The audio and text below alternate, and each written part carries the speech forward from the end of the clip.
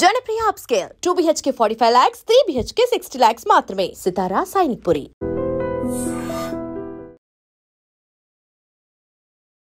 నమస్తే, welcome to I dream talking point with Kavitha.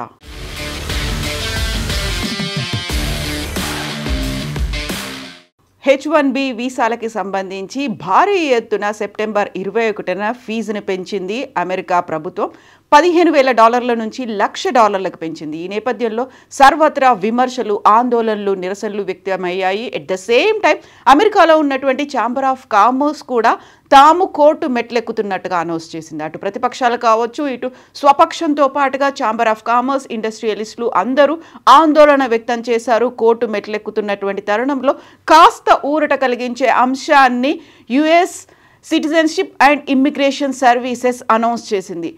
H1B వీసాకి సంబంధించి $1,00,000 ఉన్నటువంటి ఫీజులో మినహాయింపు ఎవరికి ఉంది, ఎవరికి ఆ ఫీజు వర్తిస్తుంది అనేటువంటి అంశాలని వెల్లడించింది. సెప్టెంబర్ 21న దీనికి సంబంధించి ప్రెసిడెన్షియల్ ప్రొక్లమేషన్ ద్వారా ఫీజుని $15,000 నుంచి $1,00,000 పెంచింది. అంటే ఆల్మోస్ట్ $1 నుంచి $6 లక్షల లోపు $1 నుంచి $6 లక్షల లోపు అయిపోయేదాన్ని 88 లక్షలకు పెంచిన తర్వాత ప్రతి ఒక్కరిలోనూ ఆందోళన వ్యక్తమైంది. ఈ నేపథ్యంలోనే H1B వీసాలకి సంబంధించి ఆ ఫీజు వర్తింపు మినహాయింపులకు సంబంధించినటువంటి లెక్కల్ని ఇప్పుడు అమెరికా అనౌన్స్ చేసింది. దాని ప్రకారం అయితే విదేశీ విద్యార్థులు ఎవరైతే అమెరికాలో చదువుకుంటూ ఉంటారో వారికి H1B వీసాకి సంబంధించి సరికొత్త ఫీజు వర్తించదు అనే మాట చెప్పింది. బయట నుంచి H1B వీసాని అప్లై చేసుకుంటున్న వాళ్ళు సెప్టెంబర్ 21 తర్వాత ఎవరైతే అప్లై చేసుకుంటారో వారందరికీ $1,00,000 ఫీజు వర్తిస్తుంది అనే మాట. ఆల్రెడీ అమెరికాలో చదువుకుంటూ ఉండి ఆ తర్వాత H1B వీసా కోసం అప్లై చేసుకునే వాళ్ళకి పాత ఫీజు మాత్రమే వర్తింపచేస్తారు. అంటే మన దగ్గర నుంచో లేకుంటే ఇతర దేశాల నుంచో అమెరికాకు యూనివర్సిటీల్లో చదువుకోవడానికి వెళ్ళిన తర్వాత వారు ఉద్యోగాల్లో జాయిన్ అవ్వడానికి, సో ఆల్రెడీ F1 వీసాతో ఉన్నవాళ్ళు లేకపోతే L1 వీసాతో ఉన్న వాళ్ళకి సరికొత్తగా పెంచినటువంటి ఫీజు వర్తించదు.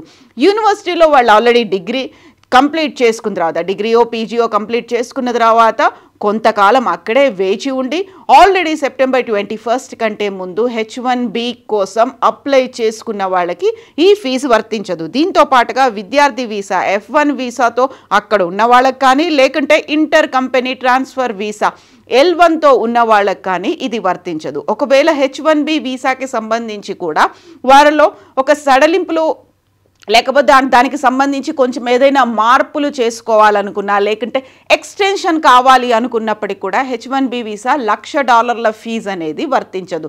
ఇక్కడ నుంచి వెళ్ళాలి అనుకునే వాళ్ళకే మాత్రం సెప్టెంబర్ 21 తర్వాత అప్లై చేసుకుంటే ఈ $1,00,000 ఫీజు అనేది వర్తిస్తుంది. ఎట్ ద సేమ్ టైం అక్కడ F1 వీసాతో కానీ L1 వీసాతో కానీ ఉన్నవాళ్ళు వాటిని $1,00,000 ఫీజు పెంచిన తర్వాత వదిలేసి విదేశాలకు వెళ్ళిపోతే మాత్రం ఈ ఫీజు వర్తిస్తుంది. ఒకవేళ ఆల్రెడీ H1B వీసా ఉంది, వాళ్ళు విదేశాలకు వెళ్ళి ఇంటర్నేషనల్ ట్రావెల్ చేసి మళ్ళీ అమెరికాకు వస్తున్నారు అనుకున్నప్పటికీ కూడా వారికి H1B వీసా అనేది ప్రాబ్లమ్స్ ఏమీ ఉండదు. దానికి ఎక్స్టెన్షన్ కావచ్చు లేకుంటే అప్గ్రేడేషన్ ఉండాలి, లేకపోతే వీసాలో ఏదైనా వాళ్ళకు అనుగుణంగా ఏదైనా మార్పులు చేసుకోవాలి. ఎక్స్చేంజ్ వీసాకి సంబంధించి ఎలాంటి మార్పులు ఉండవు అనే మాటనైతే అనౌన్స్ చేసింది. ఒకవేళ భయపడిపోయి వచ్చి సెప్టెంబర్ 21 తర్వాత వచ్చిన వాళ్ళకి ఆల్రెడీ అక్కడ H1B వీసా ఉంది, ఆ తర్వాత మళ్ళీ ఫీజు పెంచుతారేమో అన్న భయంతో దాన్ని వదిలేసుకొని వచ్చిన వాళ్ళకి మాత్రం ఈ ఫీజు వర్తించదు అనేటువంటి మాటని అనౌన్స్ చేసింది. ఇది కూడా కరెక్ట్గా సెప్టెంబర్ 21న ప్రొక్లమేషన్ ఆర్డర్ ద్వారా ఈ ఇన్ఫర్మేషన్ ప్రెసిడెన్షియల్ ప్రొక్లమేషన్ ద్వారా ఫీజు పెంపుదలని వస్తూ ఒక ఆర్డర్ అయితే వచ్చింది. ఆ తర్వాత కరెక్ట్గా నెల రోజుల వ్యవధిలోనే అక్టోబర్ 20వ తారీఖున విధి విధానాలు ఏంటి అనే దాన్ని అయితే ఇప్పుడు US citizenship and immigration services announce చేసింది. దీని ప్రకారం ఇప్పుడు ఎవరైతే అప్లై చేసుకొని వెళ్ళాలి అనుకుంటున్నారో, అంటే సెప్టెంబర్ 21 తర్వాత H1B వీసా కావాలి అని అప్లై చేసుకున్న వాళ్ళకి ఎవరికైతే ఉంటుందో వారందరూ $1,00,000 ఫీజును మాత్రం చెల్లించాల్సి ఉంటుంది. అంటే విదేశాల నుంచి వెళ్ళే వారికి ఉంటుంది, కాకపోతే అక్కడ చదువుకున్న వారు ఆ తర్వాత H1B వీసాకి అప్లై చేస్తున్న వారికి మాత్రం ఇది వర్తించదు. అంటే మన వాళ్ళు చాలామంది చదువు కోసం వెళ్ళి ఆ తర్వాత అక్కడే సెటిల్ అవుదాం అనుకున్న వాళ్ళు, H1B వీసా కోసం అప్లై చేసుకున్న వాళ్ళు సెప్టెంబర్ 21 నిబంధన వర్తించకుండానే వారికి $1,00,000 ఫీజు అనేది లేకుండా ఉంటుంది. ఇవన్నీ కూడా అక్కడ ఛాంబర్ ఆఫ్ కామర్స్ ఆందోళన వ్యక్తం చేసింది.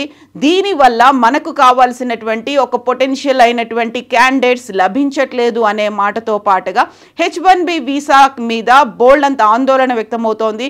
ఈ ఫీజుని $15,000 నుంచి $1,00,000 పెంచిన తర్వాత ఆల్మోస్ట్ $250 బిలియన్ వస్తాయని అంచనా వేసినప్పటికీ కూడా దానివల్ల మిస్ అయిపోతున్న వాళ్ళు, అమెరికాకు రాకుండా ఉన్న వాళ్ళు, లేకపోతే $1,00,000 ఫీజు చెల్లించలేము అనుకునే వాళ్ళ వల్ల వచ్చే నష్టమే చాలా చాలా రెట్లు ఎక్కువగా ఉంటుంది. కాబట్టి దానివల్ల అమెరికా అభివృద్ధి మీద ఎఫెక్ట్ పడుతుంది. ఇలాంటి ఆర్డర్ని వెనక్కి తీసుకోవాలి అనే ఉద్దేశంతో అమెరికా ఛాంబర్ ఆఫ్ కామర్స్ కోర్టులు మెట్లెక్కింది. మేము ట్రంప్ సర్కార్ని సూ చేస్తాము అనేటువంటి అనౌన్స్మెంట్ కూడా వచ్చింది. ఒకవేళ వాళ్ళు కనుక పరిపాలన చేత కాకపోతే, ఆర్థిక సంక్షోభం ఉంది, ఇబ్బందులు ఉన్నాయి, ఎకనామికల్ క్రైసిస్ అనేది ఉంది, ఫైనాన్షియల్గా ఇబ్బందులు ఉన్నాయి అనుకుంటే మా సహకారం తీసుకుంటే మేము కావలసినటువంటి సజెషన్స్ అయినా ఇస్తాము అనేటువంటి మాటని విపక్షాలతో పాటుగా అమెరికా ఛాంబర్ ఆఫ్ కామర్స్ కూడా అనౌన్స్ చేసిన తర్వాత మాత్రమే, అంటే కరెక్ట్గా నెల రోజుల తర్వాత విధి విధానాలని అనౌన్స్ చేసింది.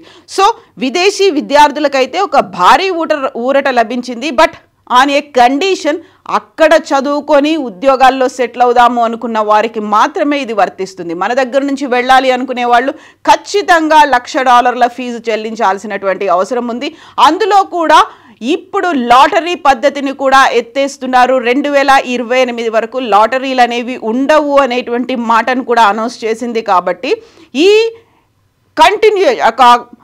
కన్ఫ్యూజన్ అనేది కంటిన్యూ అయ్యేటువంటి పరిస్థితులే కనిపిస్తున్నాయి. ఎట్ ద సేమ్ టైం కావలసినటువంటి వారు ఎవరైనా అక్కడ అప్గ్రేడ్ చేసుకోవాలనుకున్నా, లేకుంటే అక్కడ ఉన్నటువంటి పరిస్థితులకు అనుగుణంగా H1B వీసాని పెట్టుకున్నప్పటికీ కూడా ఇది వర్తిస్తుంది. ఒకవేళ H1B వీసా కావాలి అనుకుంటే కూడా దానికి కావలసినటువంటి ప్రాపర్ డాక్యుమెంటేషన్ని అక్కడున్నటువంటి కంపెనీ యజమానులు ఎవరైతే ఉన్నారో ఆ సంస్థలు US సిటిజన్షిప్ అండ్ ఇమ్మిగ్రేషన్ సర్వీసెస్కి లెటర్ రాయాల్సినటువంటి అవసరం ఉంది. ఆ ఉద్యోగి ఎందుకని H1B వీసాకి అర్హుడు అనేటువంటి దానికి సంబంధించి ఎక్స్ప్లెనేషన్ లెటర్ ఇవ్వాలి. అలాంటి అర్హతలు కలిగినటువంటి వ్యక్తి ఇంకెవరు అమెరికాలో లేరు. కాబట్టి that person is the correct person అనేటువంటి ఒక మాటతో లెటర్ ఇవ్వాల్సినటువంటి అవసరం ఉంది. అలాంటి క్వాలిఫికేషన్ కావచ్చు, అంత మెరుగైనటువంటి ఎక్స్పర్టీస్ అనేది ఇంకా ఎవరి దగ్గర లేదు. కాబట్టి ఆ పర్సన్ మాత్రమే కరెక్ట్ ఐడియల్ క్యాండిడేట్ అనేటువంటి మాటను కూడా అందులో ఎక్స్ప్లెనేషన్లో ఆ లెటర్లో మెన్షన్ చేయాలి అనేటువంటి మాట కూడా చెప్పింది. ఓవరాల్గా అయితే ఇప్పుడు లాటరీ పద్ధతి కూడా లేదు, 2028 వరకు లాటరీలు కూడా లేవు అని చెప్పిన తర్వాత వచ్చినటువంటి కాస్తంత ఊరట ఇది. బట్ ఆశలు మాత్రం ఇంకా పోలేదు. ఎందుకంటే దీనికి సంబంధించి కోర్టుకు వెళ్తాము అని చెప్పిన తర్వాత ఆ ప్రాసెస్ అనేది కూడా ఇంకా కంటిన్యూ అవుతూనే ఉంది. కాబట్టి దీంట్లో కూడా కొంచెం ఎగ్జంప్షన్ ఏమైనా ఉండొచ్చేమో అనేటువంటి భావనలు కూడా వ్యక్తమవుతున్నాయి.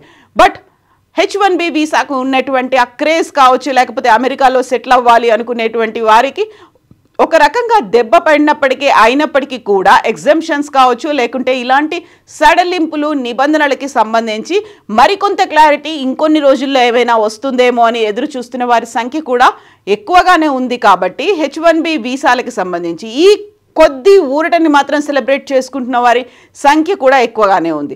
సో H1B వీసాకి సంబంధించి విదేశీ విద్యార్థులకు ఇచ్చినటువంటి ఈ ఊరట గురించి మీరేమనుకుంటున్నారు? ట్రంప్ మళ్ళీ ఆ $1,00,000 ఫీజుకి సంబంధించి కొద్దిగా వెనకడుగు వేస్తారా?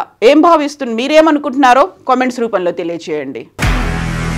నిజంగా ప్రస్తుతం ఉన్నటువంటి సమాజం దేనికి ప్రయారిటీ ఇస్తుంది?